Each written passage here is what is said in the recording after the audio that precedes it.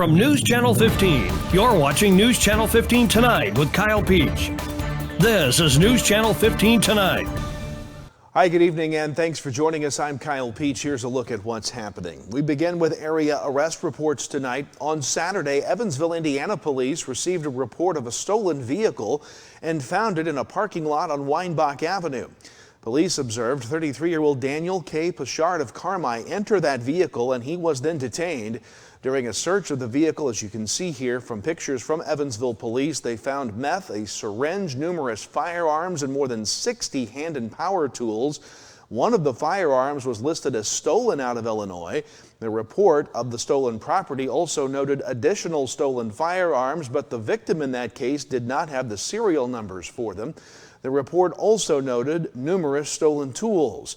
The victim of the stolen vehicle also reported tools being inside the truck when it was taken. Pichard was charged with possession of firearms by a serious violent felon, theft of firearms, auto theft, possession of meth, possession of paraphernalia, and criminal conversion.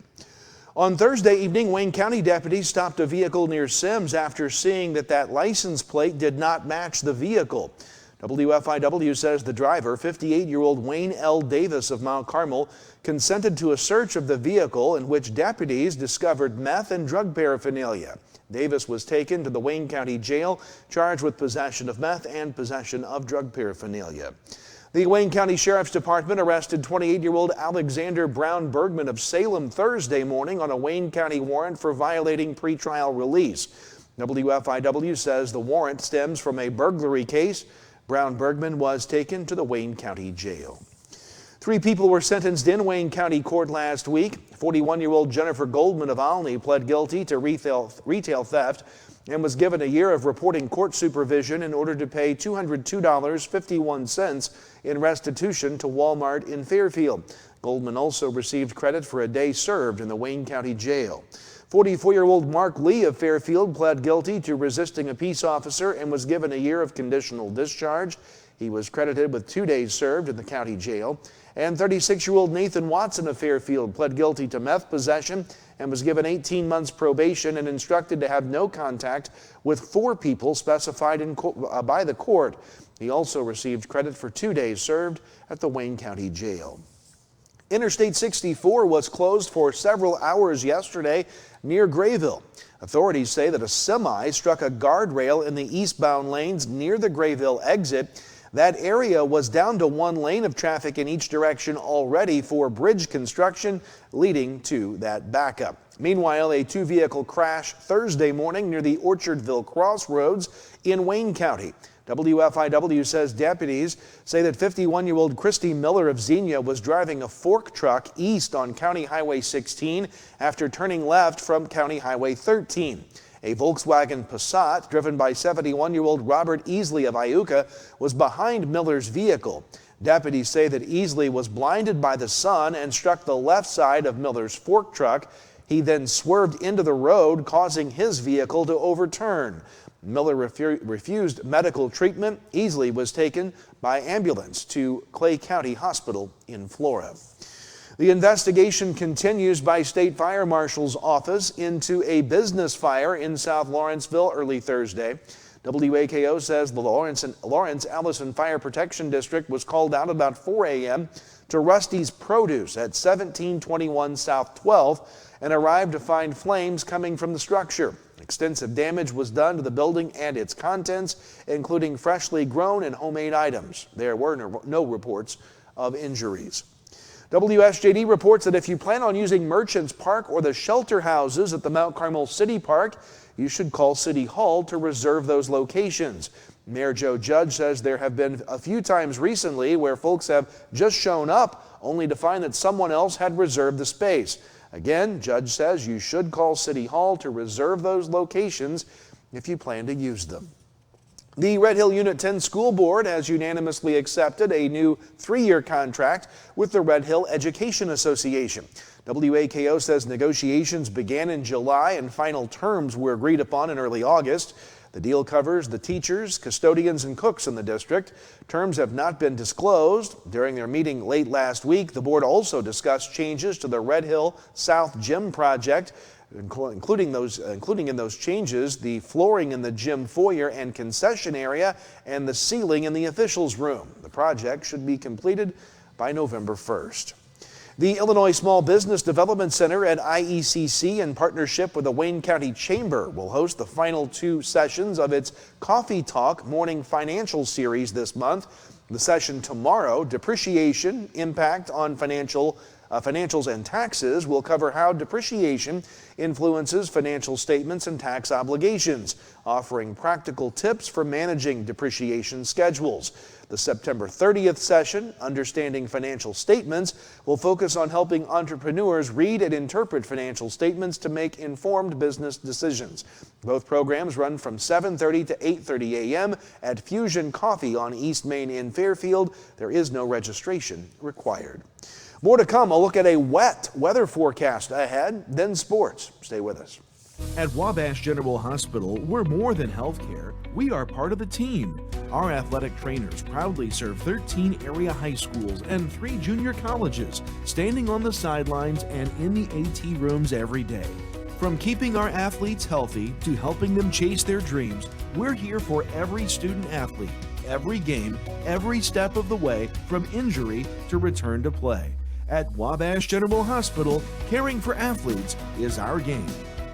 Introducing the Student Plus account from First National Bank, a free checking account designed for students and parents alike. With Student Plus, parents stay in control with real-time alerts and spending limits, while students learn to manage money safely and independently. Instant transfers, lost card protection, and customizable features make banking simple for the whole family. Getting started is easy. Just visit any First National Bank of Allendale branch with your student, set up mobile banking, and choose the features that work best for you. Student Plus accounts with First National Bank. Parents choose the controls, students learn responsibility. Welcome back. It's Talk Weather here on this Monday night. I want to take you back to about 3 o'clock this afternoon. This was the radar kind of showing the back edge of the rain from this first round of precipitation exiting the area. We've got more rain coming later on tonight, a little bit of a respite before we get more, before the week's worth of rain is over. 74 degrees, 74 our high today, 65 was our low this morning. Since midnight here at our Wabash Valley College studio, we've picked up 1.6 inches of rain, much needed rain across the area. And as we told you, more rain is on the way. Here is what we can expect through 7 o'clock on Wednesday night on top of what we've already received.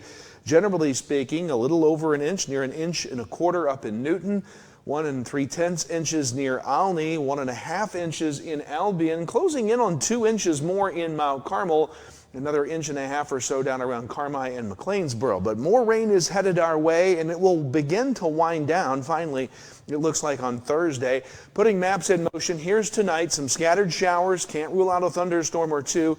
Developing in the overnight hours, we'll see a little bit of a respite from the rain. Still plenty of clouds, but the rain returns Tuesday evening and into the overnight hours Tuesday night through Wednesday. Deluges of rain at times. Rain finally exits from that wave sometime on Wednesday early afternoon. Spotty showers and storms continue into Wednesday before it winds down on Thursday. Overnight tonight, scattered showers and storms. Overnight lows in the mid-60s. Tuesday, looking for showers, storms scattered about. Highs will be in the low 80s across the region. Not expecting severe weather, but any strong storms could have some small hail. Overnight Tuesday night into Wednesday morning, again, more numerous showers and storms will be possible with that second wave of second or third, I guess. Overnight lows will be in the mid-60s. And then on Wednesday, that next round will begin to wind down towards the evening hours, but still showers and thunderstorms, especially until noon on Wednesday. Highs will be in the mid to upper 70s, and our extended forecast will put another rainy day, but maybe not quite as much rain into Thursday. 76. By Thursday night, we think all the rain pushes out, leaving us a nice weekend ahead. Temperatures warming back into the low 80s for the weekend. That's a look at the weather. We'll talk sports next. Drive into fall at Steve Faulkner Automotive. Lease a 2025 Escape for as low as $399 a month and get a new 2024 F-150 up to $13,733 off. See them all at SteveFaulknerAutomotive.com. Lease your new 2024 Hornet at Steve Faulkner Automotive before the end of the month. Now is your best deal. Lease the 2024 Hornet for 2 years, 10,000 miles per year for only $19.39 a month. See Steve Faulkner Auto for details today. You need to be mindful that when you're out, maybe doing a little tree pruning or shaping, or kids climbing in the tree, building tree houses, whatever, look up, make sure there's no power lines in or near the area. And even after the storm or after a wind event or something like that, where a limb may be falling down or hanging in the tree, make sure to look and there's no utility lines near that. And if there is, call us. We'll come take care of it. We'll get that down. We'll get things cleared up. Wabash Valley College and the Wabash Valley Arts Council kick off this year's Performing Arts Series with a special road performance by country legend Dotsy in Albion, September 28th. Dotsy of Hee Haw, the Porter Wagner Show, and RFD TV will perform in the special performance at the Edwards County Fairgrounds Exhibition Hall, Sunday, September 28th at 2 p.m. Tickets are $15 and available by phone at 618-263-5164 or scan the QR code on your screen. Welcome back. It's time now to talk sports here. Tonight we begin with high school football from the weekend. In the Little Illini, Mount Carmel beat Newton 32-7, Olney over Marshall 57-19, Paris beat Lawrenceville 48-7, and Casey beat Robinson 38-14. In the Black Diamond, it was Flora over Edwards County 34-12, Susser beat Fairfield 34-22, CZRE beat Hamilton County 32-13, Johnston City beats El Dorado 36-6, and on Saturday, Red Hill beat Carmi 22-8. Elsewhere, Salem beat East Alton Wood River 56-0. Golf from the weekend Friday at Flora. Fairfield beat Flora in a girls match 210-215. North Clay, no team score, but Kennedy Jones from North Clay, the medalist, at 42. Boys golf, the Midland Trail Conference tournament was between Waltonville and Red Hill. Lawrenceville tied for first at 306, Sandoval third at 319, Woodlawn fourth at 311, Wayne City fifth at 385, Sisney no team score, and NCOE wins at Shawnee Hills in Harrisburg. The Cardinals fired a 163, Ziegler Royalton second at 181, Hardin County third, Vienna fourth. The Cardinals' Javon Garrett, the medalist, at 38. High school volleyball, Edwards County wins the Superman Classic at Massac County, beating Anna Jonesboro, Graves County, Kentucky, Massac County, and DuQuoin. Grace McCarty and Alice Robb named to the all-tournament team, Grace Bishop the tournament MVP. Newton finished second at Effingham St. Anthony, falling to Waterloo, but beating Shelbyville, Tolono, and Tolono Unity before falling to Waterloo in the title match.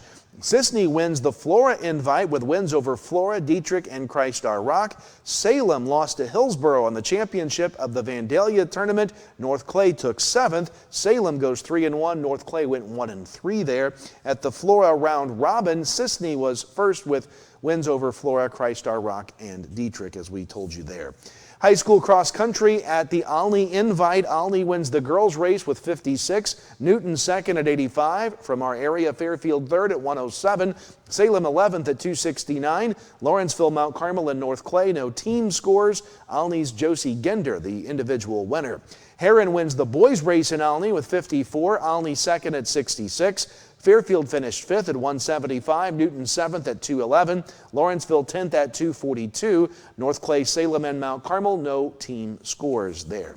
Boys soccer from the weekend, Olney beats Effingham St. Anthony 5-0, Salem beats Massac County 7-2. To the college ranks, volleyball from the weekend, Wabash Valley at the Parkland tournament. The Lady Warriors beat Hawkeye 3-1 and Lake Michigan 3-0, but lost to Des Moines 3-0 and Kirkwood 3-1.